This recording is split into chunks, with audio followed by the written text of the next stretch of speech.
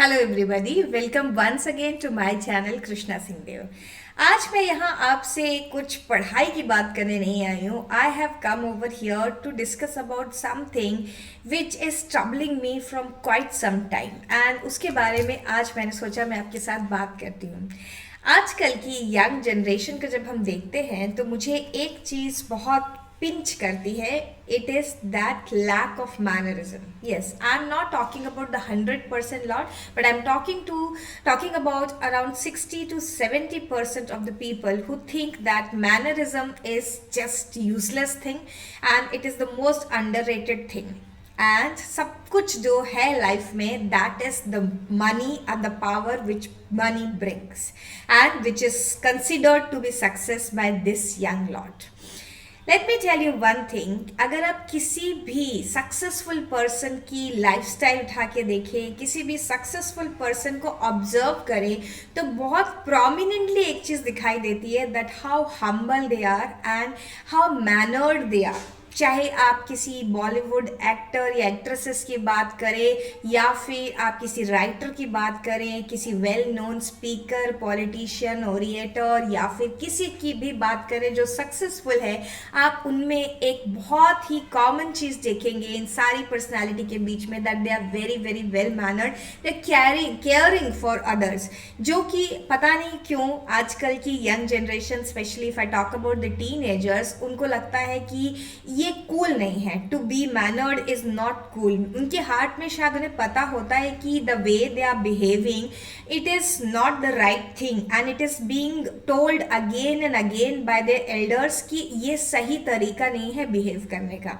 आप बोलेंगे मैम आप इतना लेक्चर दे रही हैं इसके बारे में, क्या मैनर नहीं है हमारे में, ज़रा ये तो बताइए, क्योंकि मेरी जो ऑडियंस है it's that this young generation only. ठीक है, मैं आपको कुछ एग्जाम्पल्स देती हूँ. कितनी बार ऐसा हुआ है कि आपने इंतज़ार किया है अपने डब्बे में रखी हुई कोई बहुत अच्छी चीज़ खाने के लिए उस समय का, जबकि क्लास में एक या दो ही लोग हों.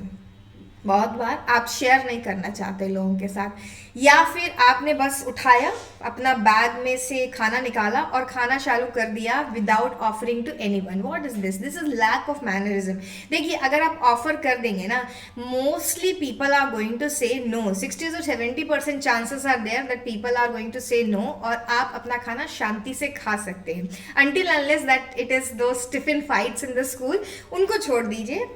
बाकी लोग नॉर्मली मना कर देते हैं क्योंकि उनको पता होता है कि इतना सही खाना ये अपने लिए लेकर आया है, इसी को खा लेने दो, दूसरे लोग नहीं खाएंगे उसमें से. ओके, बट आपके अंदर वो मैनर कहाँ से लाया जाए कि आपको एटलीस्ट ऑफर तो करना है. तो आपको पता होता है ऑफर करना है. घर में भी कई बार बोला गया होगा आपसे कि भाई जितना ले जा रहे हो दूसरे को भी ऑफर करना. एंड स्पेशली समटाइम्स तो कुछ मदर्स एक्स्ट्रा भी रख देती हैं बच्चों के टिफिन बॉक्सेस में कि किसी और के साथ भी शेयर कर लेना, because they know the kids do share their foods and little snacks with each other. आप ऑफर नहीं करते.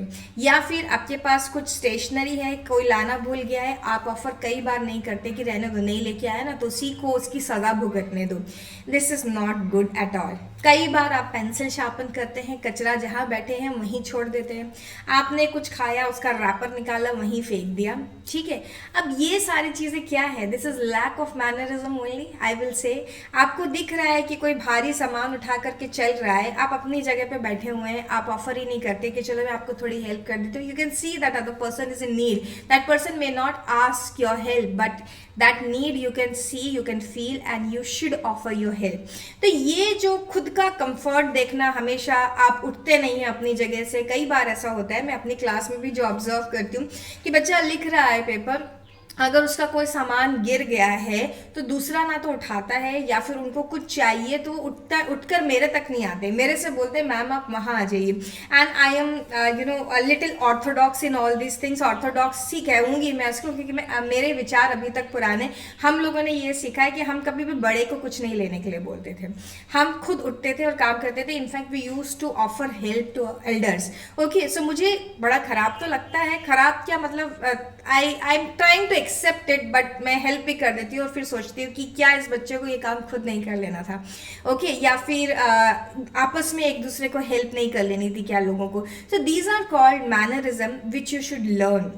अगर आपने अभी तक भी ये सब डेवलप नहीं किया तो this is the high time when you should develop these habits.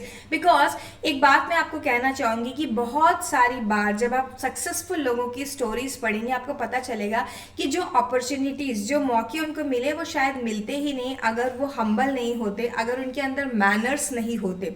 बहुत सारी अपॉर्चुनिटीज़ आपके पास खुद चल कर के आ जाती हैं जब you are a good person. And you know what, अगर आप बहुत अच्छे इंसान हैं, आपके अंदर अच्छे मैनर्स हैं, आप हेल्पफुल हैं, आपको जो खुशी मिलेगी वो कहीं बाहर नहीं ढूंढी जा सकती। This is a priceless thing, helping others in little little things and then getting that satisfaction, वो आप किसी भी जगह से खरीद नहीं सकते, ऐसी खुशी है। तो स्टूडेंट्स, ये एक लाइफ स्किल है जिसके ऊपर आपको काम करना चाहिए, because well mannered person is liked by everybody and opportunities may walk in your life if you are well mannered, and chances of getting successful are much more higher if you are well mannered, and आपको एक अच्छा इंसान बनने में तो ये help करेगा ही। Keep trying this and yes, आपको कोशिश करनी है जितना हो सके हम्बल रहें। Bye, have a great day.